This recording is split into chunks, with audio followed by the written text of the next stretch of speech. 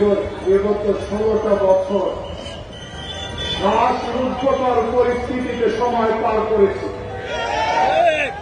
সারা বাংলাদেশকে কারাগারে পরিণত করা হয়েছে। মানুষের মত প্রকাশের স্বাধীনতা ছিল না। মানুষ মুখ খুলে কথা বলতে পারে না, ভোটাধিকার প্রয়োগ করতে পারে না, খাদ্য নিরাপত্তা ছিল না, মানুষের প্রাণ মাল ইজ্জত আবরু কোন কিছুই নিরাপদ ছিল না। কারণ সবার জানা